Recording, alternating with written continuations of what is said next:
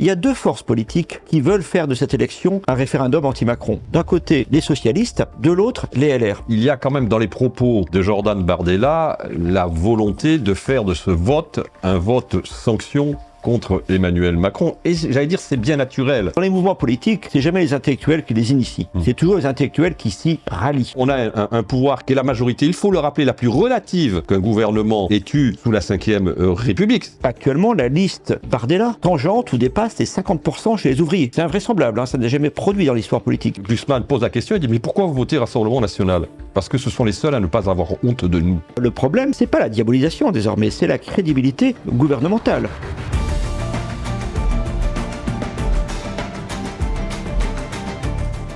Le Rassemblement national est-il devenu un parti comme les autres ? Alors qu'il devance largement ses concurrents dans les sondages, le parti de Marine Le Pen semble être dans une dynamique difficilement arrêtable. Mais qu'est-ce qui explique cette tendance ? Y a-t-il une réelle adhésion aux idées du Rassemblement national ? Et quelles sont-elles ces idées ? Alors on va en parler aujourd'hui et j'ai le plaisir d'accueillir deux personnalités. Donc d'abord Jérôme Sainte-Marie, politologue, sondeur, président de l'Institut Polling Vox et formateur de cadres au Rassemblement national. Absolument.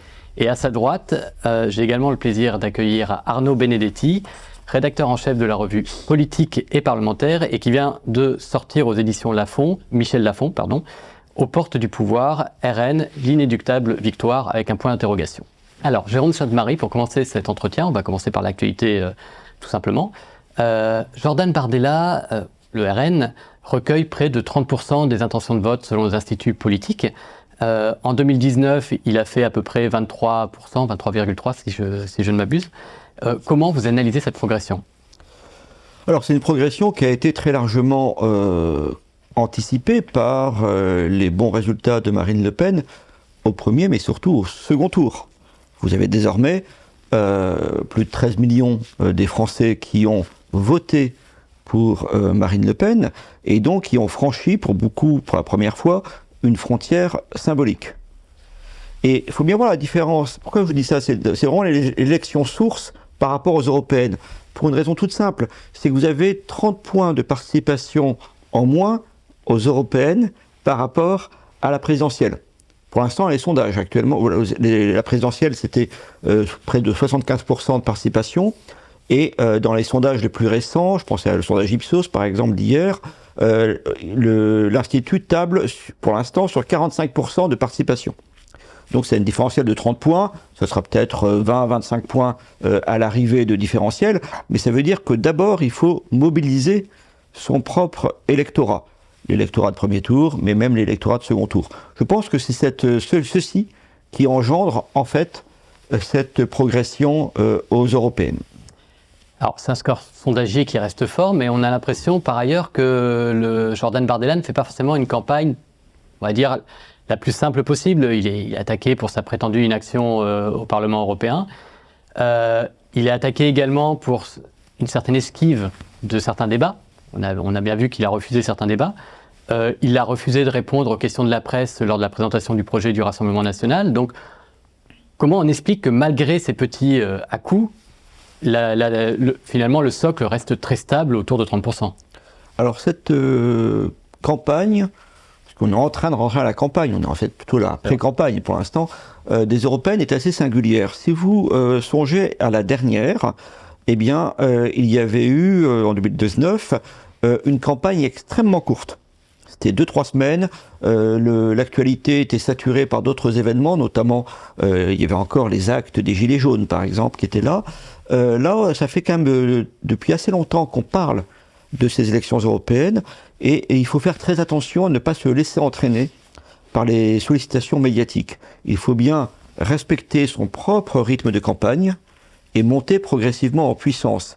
Si vous dévoilez l'ensemble des choses, si vous voulez, 2 mois avant, vous perdez forcément en intensité. Donc je crois qu'effectivement, il y a là tout un dispositif de mobilisation de l'électorat Rassemblement national qui passe notamment par ses visites en province dans les foires. Donc ça, c'est des signaux qui sont envoyés encore une fois, au cœur de l'électorat du Rassemblement national. Et puis ensuite viendra le temps des débats sur l'Europe. Mais pour pour répondre à la question que vous ne me posez pas directement, mais qui, bien sûr, est derrière tout cela, est-ce que c'est le signe, cette prudence, pour l'instant, sur certains thèmes, d'une indétermination programmatique? Sincèrement, je ne le crois pas. Je pense que c'est simplement le rythme de la campagne qui impose ce genre de choses. Pour vous, Arnaud Benedetti, vous êtes d'accord? C'est-à-dire que les polémiques qui entourent Jordan Bardella ne sont pas la matérialisation d'un problème du RN qui serait, on va dire, très stable sur ses points forts, migration par exemple, mais peut-être plus hésitant sur le reste. Écoutez, moi je pense que les polémiques aujourd'hui ou les controverses ont finalement très peu de prise sur Jordan Bardella et sur, de fait, la montée en puissance dans les intentions de vote du Rassemblement national. D'abord pour des raisons qu'a expliqué en effet Jérôme Sainte-Marie, c'est qu'on est dans une campagne européenne très singulière par rapport à d'autres campagnes européennes qu'on a connues par le passé. On a commencé très tôt cette campagne européenne, finalement dès le mois de janvier, presque dès la nomination du Premier ministre Gabriel Attal, on était déjà dans une phase de pré-campagne électorale parce que tout le monde comprenait que quelque part cette nomination aussi obéissait vraisemblablement à des intentions qui étaient des intentions de contenir au moins le vote du Rassemblement national avec la candidature de Jordan Bardella. L'autre aspect, c'est que pourquoi ça n'a pas de prise? Il y a une raison qui est très politique aujourd'hui, c'est que finalement ce qui apparaît dominant dans l'air du temps, dans l'atmosphère, et c'est ce dont bénéficie d'une certaine façon aussi Jordan Bardella, en tout cas au niveau des intentions de vote, on verra bien évidemment le 9 juin, c'est qu'il y a une forme d'anti-macronisme très dominant. Et alors il est dominant dans différents segments électoraux, mais il est très dominant aujourd'hui dans un des segments quand même électoraux qui est, disons, l'un des viviers quand même de la progression du Rassemblement national à droite, clairement. Donc il y a comme si vous voulez, et c'est ce qui me frappe pour l'instant, encore une fois, on verra, c'est qu'il y a une forme de vote utile qui paraît se cristalliser autour de l'offre de Jordan Bardella, un vote utile anti-Macron, un vote utile anti-pouvoir, ce qui finalement d'ailleurs tarit les possibilités de dynamique des autres listes, notamment des autres listes à droite, qu'il s'agisse de la liste menée par Marion Maréchal ou la liste menée par François-Xavier Bellamy. Donc je crois que c'est cet aspect-là qui est très important. Et ensuite, en effet, Jordan Bardella a décidé d'être véritablement pleinement maître de son agenda politique, de son agenda médiatique. Il est une sorte, pour la circonstance, de maître des horloges. Ça traduit quelque chose aussi sur l'évolution, j'allais dire, du Rassemblement national, c'est-à-dire que on est avec une formation politique, et ça, moi, c'est ce qui me frappe notamment, et c'est ce qui m'a frappé dans l'enquête que j'ai pu mener en rédigeant ce livre, c'est qu'on est dans une formation politique qui, finalement, après avoir, d'une certaine façon, franchi l'étape de la dédiabolisation, ou en tout cas, qui est aujourd'hui dans une phase de banalisation et de normalisation, est aujourd'hui, rentre dans une phase qui est une phase de professionnalisation d'une certaine manière par rapport à ce qu'était le Rassemblement national ou le Front national par le passé. Et si vous voulez, la relation avec, j'allais dire, l'écosystème médiatique est aussi un élément de cette professionnalisation. Donc on a pour l'instant un candidat qui peut se permettre en effet d'éviter un certain nombre de débats sans que le péché finalement parfois d'arrogance qui peut lui être opposé n'ait de prise sur en tout cas l'évolution des intentions de vote.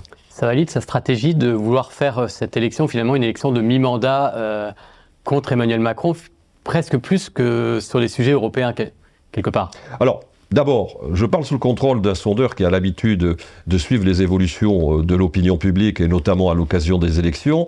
Il faut être clair, les élections européennes, le vote, les orientations électorales dans les élections européennes ont été rarement motivées par des enjeux qui sont des enjeux européens. On peut le regretter, mais c'est quand même plutôt la plupart du temps des enjeux nationaux qui vont mobiliser les électeurs, ceux qui se mobilisent, parce que c'est quand même une élection à plutôt faible participation électorale, même si en 2019, on avait eu un petit regain de participation électorale. Après, on peut donc ça, c'est un premier point. Et on peut aussi penser juste que le contexte international est plus propice à des débats sur l'Europe en ce moment. Oui, mais le contexte international a aussi un impact sur un certain nombre d'enjeux nationaux, notamment, par exemple, les questions économiques, le pouvoir d'achat, etc., etc. Donc ça, c'est un point qui me paraît en effet important.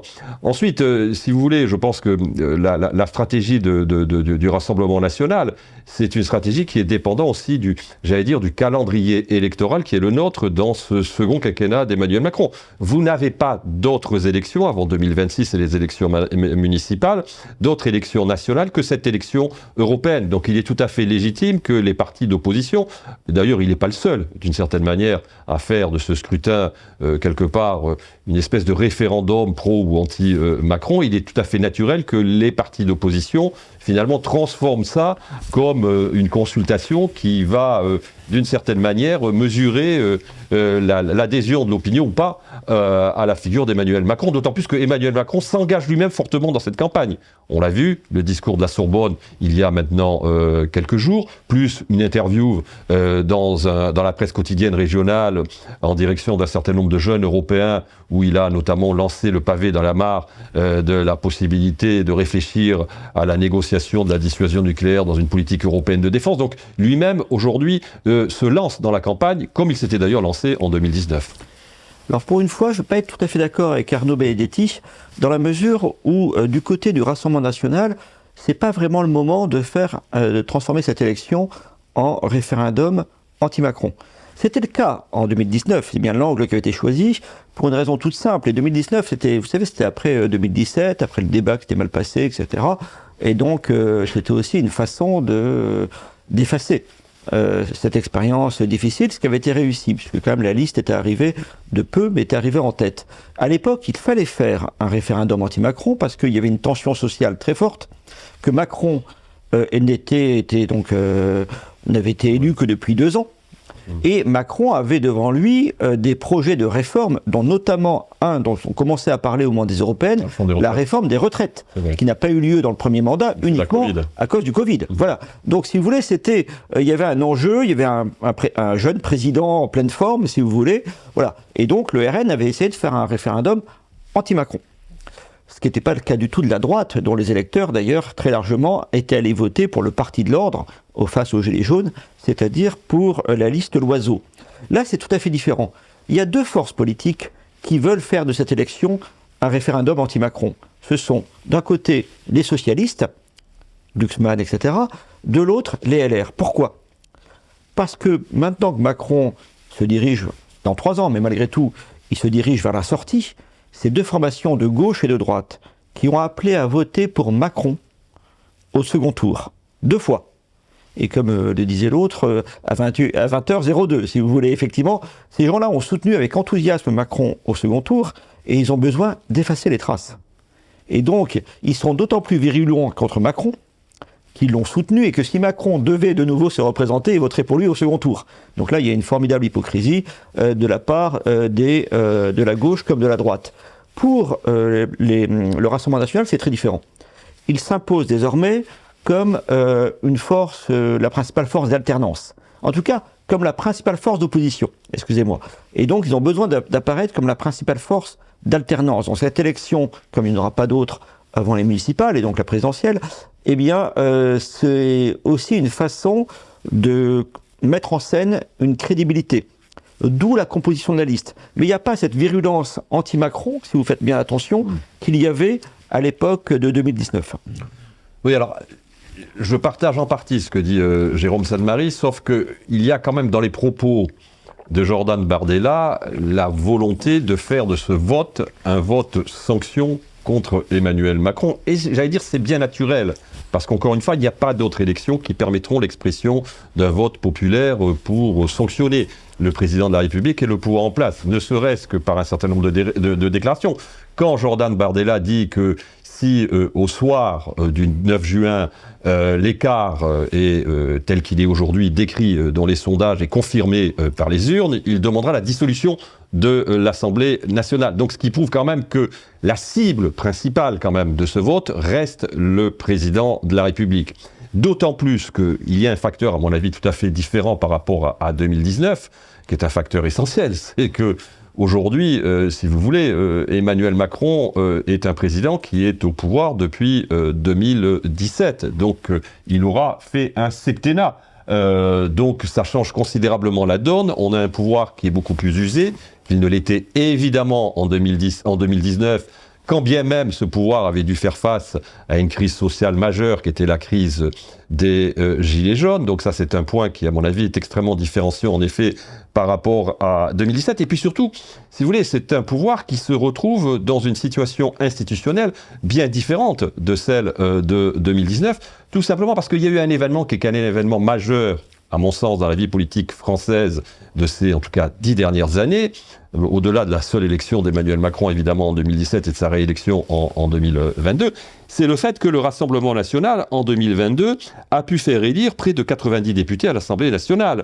Donc là, si vous voulez, on a un pouvoir qui n'a pas de majorité à l'Assemblée nationale, qui a une majorité très relative, qui est la majorité, il faut le rappeler, la plus relative qu'un gouvernement ait eu sous la Ve République. Ce qui n'était pas le cas d'ailleurs même en 67, quand le général de Gaulle a une majorité relative, il a une majorité relative qui est beaucoup plus importante, avec des amortisseurs sur sa droite, enfin avec notamment les Républicains indépendants, qui lui permettent quand même d'avoir une majorité. Puis en plus, il vient 68. En 88, c'est exactement la même chose pour Michel Rocard. Il a quand même des stabilisateurs à la fois sur son centre-gauche et sur son centre-droit, qui lui permettent de pouvoir quand même composer des majorités à l'Assemblée nationale. Là, on voit que la situation se complexifie de plus en plus. Donc on est dans un contexte politique qui favorise, in fine, la stratégie qui est celle de Jordan Bardella, qui est la stratégie de mettre la pression sur Emmanuel Macron, de mettre la pression sur le gouvernement de Gabriel Attal, parce que tout simplement, on a un pouvoir qui est quand même très fragilisé, ne serait-ce qu'à l'Assemblée nationale. Alors le RN est pas mal attaqué sur... De par la Macronie, on va dire, attaqué pour prôner un Frexit déguisé. Et à l'inverse, les souverainistes, eux, vont avoir tendance à dire que le RN est rentré dans le rang. Le RN s'accommode de l'Europe, l'accuse Georgia mélonisation, je vais le dire comme ça. Est-ce qu'il y a une visée électoraliste derrière, notamment de séduire l'électorat CSP+, dont on voit qu'il était qui correspondait à un plafond de verre du RN pendant de nombreuses années, et on a l'impression que c'est en train de céder. Oui, c'est une impression qui est largement fausse, en fait. C'est actuellement, tout le monde dit ça. Pour une raison toute simple, c'est qu'il y a une égalisation. Alors, l'électorat CSP+, de quoi on parle déjà ? L'électorat CSP+, c'est pas grand monde, en fait. Vous savez, la société ressemble plus à une pyramide qu'à une table horizontale. Donc, évidemment, vous avez moins de monde dans les véritables CSP+, qui, en étant d'ailleurs un peu généreux, correspondraient à la catégorie des cadres. De mémoire, je crois que c'est 17% de la population active, et encore, dans ces 17%, vous avez tous les enseignants, qui n'ont pas forcément l'impression de faire partie véritablement de la bourgeoisie. Donc CSP+, c'est un bien joli nom, mais ça fait pas un monde fou. Alors en réalité, faut ajouter une bonne partie des retraités dotés d'un fort patrimoine pour arriver à quelque chose qui ressemble à une notion qu'on va juger archaïque, mais qui est illustrative, qui s'appelle la bourgeoisie, tout simplement. Ça bouge très peu. Ça bouge très peu. Ce qui est en train de se produire, il y a deux catégories où ça bouge beaucoup. Ce sont les professions intermédiaires, et qui sont le véritable cœur des classes moyennes. De mémoire, là aussi, 27% de la population active. Ces professions intermédiaires, c'est des techniciens, c'est des petits fonctionnaires, c'est tout cela.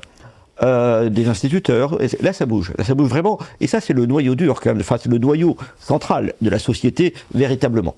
Et vous avez également une progression chez les 60-69 ans, qui sont soit des actifs qui ne peuvent pas partir à la retraite à cause des réformes d'Emmanuel Macron, ou alors de jeunes retraités qui sont parfois partis en n'ayant pas tous leurs droits, et qui sont partis plus tard et qui en veulent. Le journaliste Charles Sapin m'avait, comment dirais-je, alerté il y a quelque temps sur le fait qu'avec la réforme des retraites, Emmanuel Macron se tirait une balle dans le pied durable électoralement.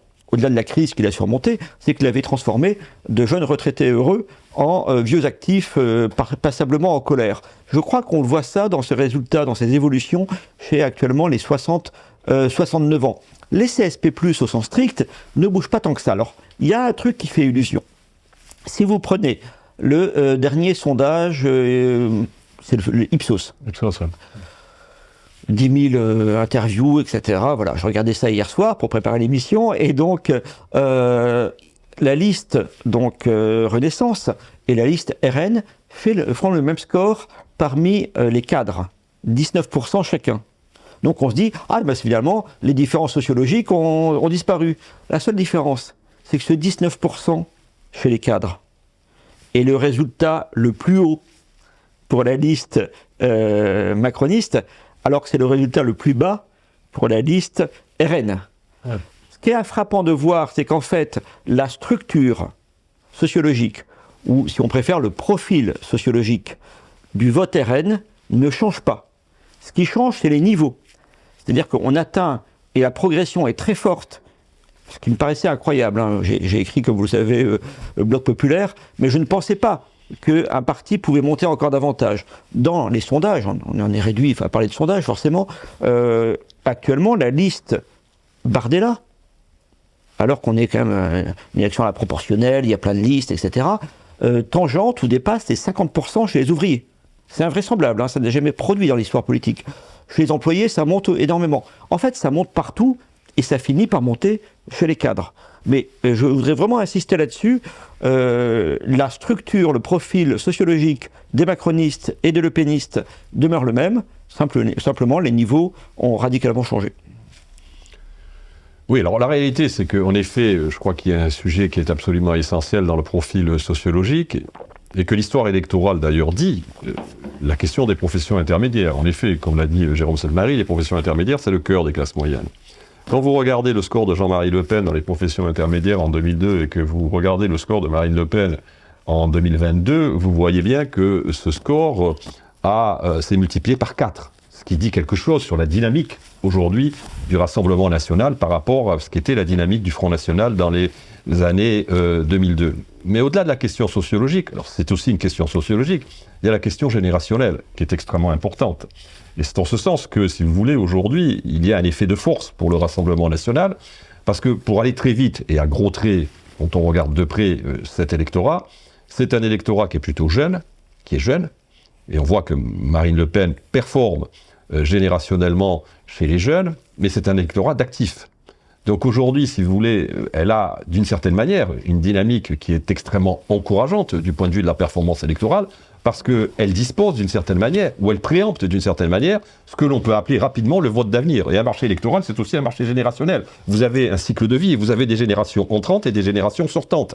Et les générations sortantes qui votaient plutôt Emmanuel Macron, comme elles sont sortantes, leur efficacité électorale, forcément, elle sera beaucoup moindre que celle, finalement, des générations montantes. Toute proportion gardée, on est un peu, j'allais dire, dans une configuration qu'on a connue avec l'accession du Parti Socialiste dans les années 80 au pouvoir. Je dis toute proportion gardée, c'est pas tout à fait la même chose. Mais enfin, quand même, c'est un point important et qui, je pense, si vous voulez, cette dynamique générationnelle, elle vient quelque part, elle vient démultiplier les dynamiques sociologiques, et c'est un point, me semble-t-il, capital, qui explique en effet que Marine Le Pen n'a jamais été dans une position aussi confortable aujourd'hui pour éventuellement conquérir le pouvoir dans quelques années. Et puis il y a un autre aspect, parce que si vous voulez, cet aspect de la dynamique générationnelle, ça a un impact aussi sur la question de la diabolisation.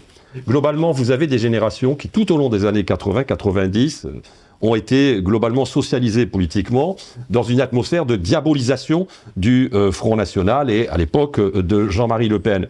Mais plus vous avez des profils d'électeurs qui rentrent sur finalement le marché électoral et qui n'ont pas connu cette atmosphère de diabolisation, plus l'effet de la diabolisation que certains des adversaires du Rassemblement national tentent de réactiver, plus cet effet, naturellement, s'estompe. Donc je pense que, si vous voulez, la dynamique sociologique est extrêmement importante pour expliquer aujourd'hui la progression du vote du Rassemblement national, mais la dynamique générationnelle est également extrêmement importante pour expliquer cette progression. Après, je partage en effet le fait que l'idée aujourd'hui que, si vous voulez, en effet, il y a une surperformativité du vote Rassemblement national dans les classes populaires, et le fait qu'aujourd'hui le Rassemblement national soit le premier parti ouvrier de France dit quelque chose évidemment sur cette force-là. Je rebondis sur ce que vous disiez à l'instant, est-ce qu'on en est arrivé à un stade où le nom Le Pen, qui a été, vous l'avez dit, c'était un marqueur extrêmement générationnel, le nom Le Pen est devenu totalement blanchi? Est-ce qu'il y a encore un vote de rejet? Est-ce qu'on a encore cette notion de peur pour la démocratie? Comment ça s'exprime dans dans les sondages, par exemple? Beaucoup moins qu'avant. Alors, effectivement, cette dimension générationnelle que je partage qu'à moitié, mais est très bien développée dans le livre de mon ami Benedetti, effectivement, aux portes du pouvoir. C'est vrai qu'il y a des pages tout à fait extrêmement intéressantes là-dessus, et en plus sur cet effet comme ça de socialisation successive, effet auquel je n'avais pas spécialement réfléchi, je l'avoue, parce que moi je vois beaucoup plus les différences de vote selon les strates d'âge en raison de la situation sociale qui correspond à ces strates. Et voilà. Mais pour le nom Le Pen, alors c'est compliqué. Vous savez, il y a toujours eu un débat là-dessus. Est-ce que le nom Le Pen est un atout ou un inconvénient ? Moi, je fais plutôt partie de ceux qui pensent que c'est un atout. C'est-à-dire que c'est une promesse très forte d'action sur les sujets qui motivent l'électorat potentiel, justement, du Rassemblement national, à commencer par l'immigration. Et que la stigmatisation des Le Pen a aussi eu un écho électoral positif par le fait que des populations, notamment en milieu populaire, qui se sentent dépréciées en permanence, dans leur vie professionnelle, dans leur vie sociale, et puis même dans les médias. Regardez Les Deschiens, par exemple, cette vieille série absolument abominable. Eh bien, vous aviez effectivement des gens qui se sentaient en permanence diffamés socialement, ont commencé à entretenir une forme de sympathie pour quelqu'un qu'ils jugeaient diffamé politiquement. Donc ça a pu jouer. Après, vous savez, les choses se font... Enfin, c'est peut-être ma déformation de sondeur, je ne sais pas, mais je crois que les choses se font fortement par la base. Quand les gens constatent un certain nombre d'évolutions de la société française, ils en viennent à penser, à tort ou à raison, que Jean-Marie Le Pen n'avait pas forcément eu tort. Il est souvent perçu rétrospectivement comme un lanceur d'alerte. C'est assez étonnant. Alors que Marine Le Pen ayant supprimé certains, dès le départ, elle n'a jamais partagé certaines positions ou certaines provocations de son père, eh bien, les choses se font à ce moment-là assez facilement. Mais n'oublions pas qu'encore une fois que le nom de Le Pen fait toujours peur. Faut quand même ça a changé. Vous avez maintenant 55 ans, des gens qui considèrent que c'est un parti comme les autres, etc. Mais enfin, on voit bien, quand on regarde la différence entre le score très élevé, pour prendre les sondages de la présidentielle de Marine Le Pen, qui serait à 35, 36, tout ça est totalement virtuel, mais au moment où les gens sont interrogés, ça existe, en tout cas en tant que réponse, et 35-36% au premier tour, et seulement 51-53% au second tour, seulement, si j'ose dire. Ça vous voit bien qu'on devrait avoir une traduction de ce score de premier tour, avec comme des alliés possibles, etc., beaucoup plus forte. Et que là, au moment décisif, le nom Le Pen, c'est compliqué. C'est compliqué pour pas mal de gens, mais je pense que le nom Bardella serait compliqué aussi. C'est bien parce que derrière, c'est le nom RN, en fait, qui est compliqué. Donc, ne surestimons pas ça. Mais aujourd'hui, le nom Le Pen est aussi un gage de détermination sur un certain nombre de thèmes. Au fond, je reviens sur l'immigration, parce que c'est quand même le facteur massif du vote. 66% des Français considèrent que l'immigration est une catastrophe pour la France, ou en tout cas un problème pour la France dans toutes ses dimensions. Ils ne sont pas 66% à voter pour le Rassemblement national au second tour. Mais ce qu'ils veulent, c'est surtout avoir la promesse que cette fois-ci, il y aura une action résolue. C'est pour ça qu'ils ont voté Nicolas Sarkozy en 2007, et c'est pour ça qu'ils ne veulent plus pour la droite depuis le quinquennat Sarkozy, où ils se sont dit que finalement, ça n'avait pas changé grand-chose. Donc le nom Le Pen, vous voyez, je vous réponds de manière un peu chaotique, parce que c'est un sujet qui n'est pas simple, mais de toute façon qui ne se posera pas, puisque Marine Le Pen sera candidate, sauf si la justice s'en mêle.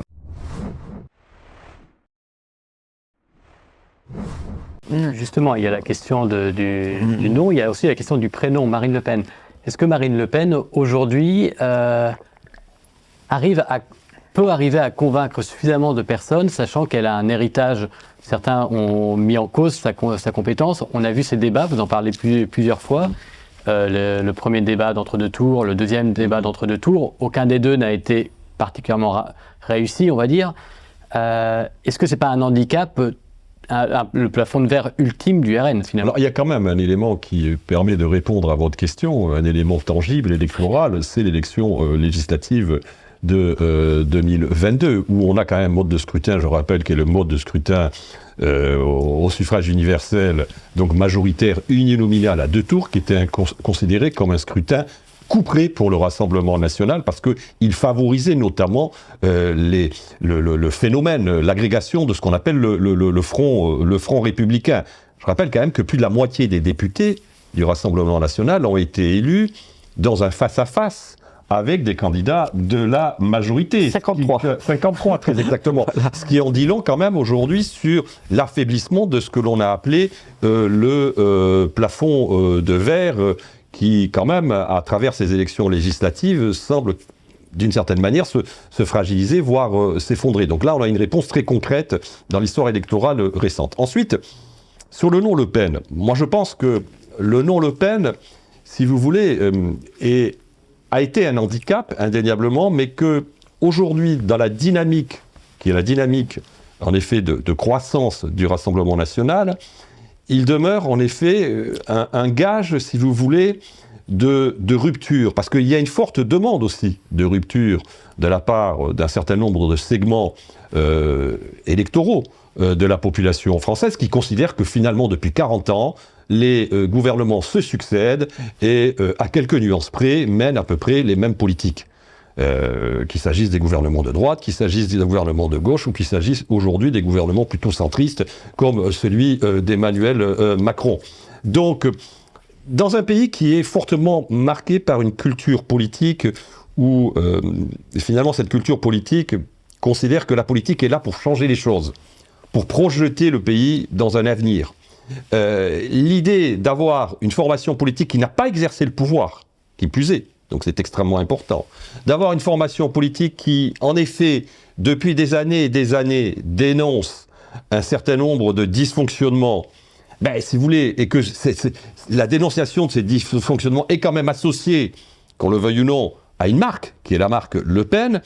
Dans l'hypothèse d'un pays qui veut véritablement enfin en tout cas qui considère que la véritable alternance passera par une rupture avec les formations de gouvernement, le nom de Le Pen ne constitue plus aujourd'hui forcément un handicap. Et alors, il y a juste un point, je voudrais souligner, j'ai interrogé beaucoup de responsables politiques de tous bords, et j'ai notamment interviewé une parlementaire européenne, Aurore Lalucq, qui est très proche de Glucksmann, et qui m'explique que lors d'un déplacement de Glucksmann, je ne sais plus dans quel, je crois dans l'ouest de la France, elle rencontre des électeurs, et elle rencontre des électeurs qui lui disent qu'ils votent pour le Rassemblement national. Et il y a là une dame, je crois une employée ou ouvrière, qui lui dit, mais vous comprenez, Glucksmann pose la question, il dit, mais pourquoi vous votez Rassemblement national? Parce que ce sont les seuls à ne pas avoir honte de nous. Donc, si vous voulez, il y a quand même, ça me paraît extrêmement important dans les explications, presque culturelles du vote Rassemblement national. Vous avez 3 facteurs qui me paraissent essentiels. Premier facteur, le fait que les classes dirigeantes aient considéré que la France était finalement une nation dévalorisée et qu'il fallait, pour que, elle puisse quelque part se développer, l'inscrire dans un projet qui était un projet mondialisé.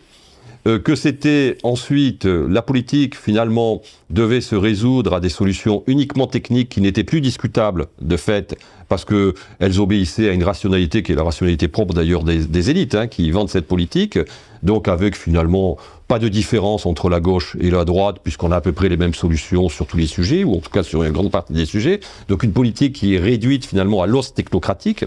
Et troisième aspect, c'est la question en effet du mépris social. C'est-à-dire que beaucoup de nos concitoyens considèrent qu'il y a un séparatisme du haut, qu'on a vécu lors de la crise des Gilets jaunes, parce que quand même, écoutez les commentaires d'un certain nombre à la fois de responsables politiques, je ne parle pas d'un ancien porte-parole du gouvernement qui avait avec mépris parlé, des fumeurs de clopes et des gens qui roulaient au gasoil, mais aussi parfois d'éditorialistes qui ont manifesté sur un certain nombre de plateaux de télévision une forme de mépris, comme si finalement on en revenait à la vieille ancienne, vous savez, des classes laborieuses, classes dangereuses. Donc cette espèce de mépris social, en effet, je pense, joue fortement en faveur du Rassemblement national aujourd'hui.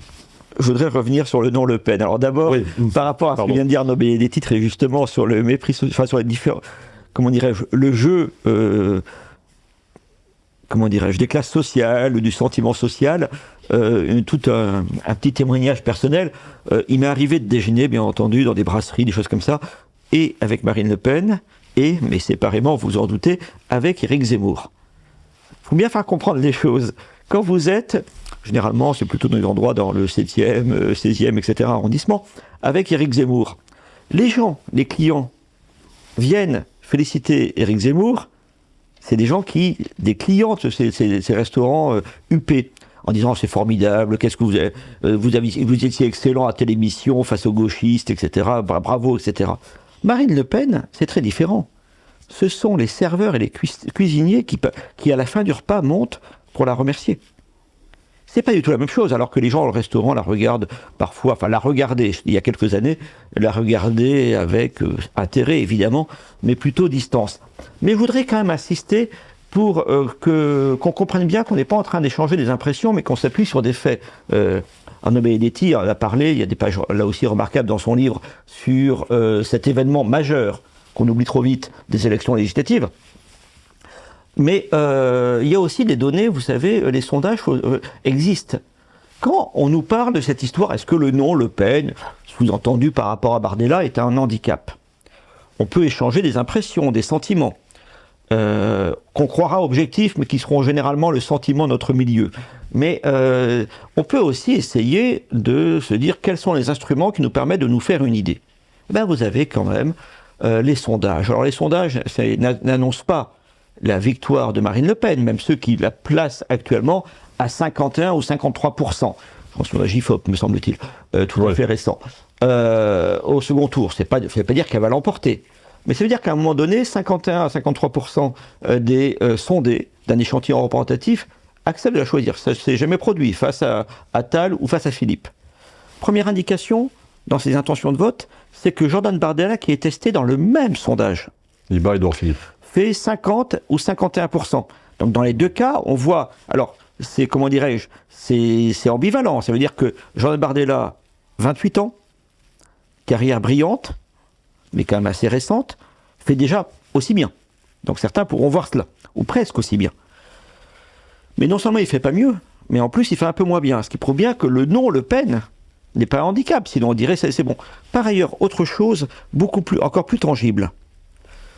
Et là, c'est pas un sondage, c'est des dizaines de sondages. Chaque mois, vous avez des baromètres de popularité, qui ne sont pas libellés de la même manière. C'est bonne opinion, mauvaise opinion, mais ça peut être souhait d'influence dans l'avenir, confiance, etc. Désormais, alors on s'habitue à tout, mais désormais, vous avez Marine Le Pen, qui est en deuxième, troisième, parfois première position. Les gens qui choisissent Marine Le Pen, ils ont bien compris la question, ils ont bien entendu Le Pen, si vous voulez, ils ne répondent pas au hasard. Eh bien, autrefois, c'était 20%. Aujourd'hui, si vous voulez, ça a doublé, parce qu'en fait, personne ne fait 50% dans ces baromètres, mais vous avez aujourd'hui, au même niveau qu'une personnalité relativement consensuelle, parce que positionnée au centre du paysage politique, qui est Édouard Philippe, au même niveau, vous avez Marine Le Pen. Ce qui vous prouve bien que, d'une part, l'opinion a changé sur un certain nombre de sujets, mais que l'image de Marine Le Pen s'est améliorée continuellement. Alors, il y a peut-être aussi un événement dont vous parlez dans votre livre, qui est très récent, c'est la période post-7 octobre 2023. Quelle influence ça a eu sur le regard qu'ont pu avoir les gens sur le RN, ou que peuvent avoir désormais les gens sur le RN? Est-ce qu'on peut parler d'une période déterminante ou un épiphénomène? Alors, je ne suis pas sûr que le 7 octobre soit forcément une rupture.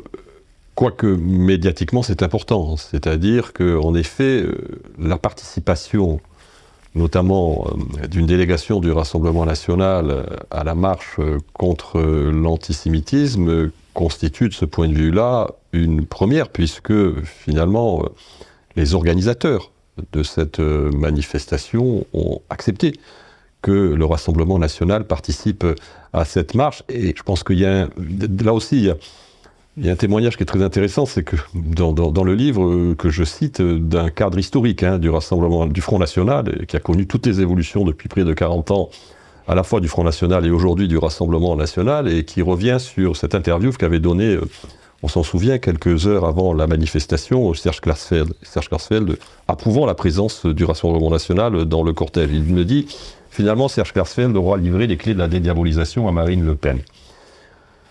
Je pense que, si vous voulez, la dédiabolisation a commencé largement avant. Elle commence déjà, d'ailleurs, presque dès l'accès de Marine Le Pen à la tête du Front National. Je me souviens d'une interview que Marine Le Pen donne juste après son accès à la tête du Front National, dans Le Point, où elle explique que, bien évidemment, elle condamne avec la plus extrême fermeté le régime de Vichy, les déportations des Juifs, considérant que c'est une abomination de l'abomination dans l'histoire. Donc on voit bien que, si vous voulez, dès son accession au pouvoir, déjà sur cette question historiographique, qui est une question très importante quand même, dans la relation notamment du Rassemblement National, du Front National à l'époque, aux valeurs républicaines, elle est en rupture déjà de manière très claire, et elle l'affiche fortement par rapport à son père. Donc, mais ce qui est clair, c'est que, si vous voulez, la position du Rassemblement National après le 7 octobre, c'est-à-dire de soutien quasi inconditionnel, on peut le dire,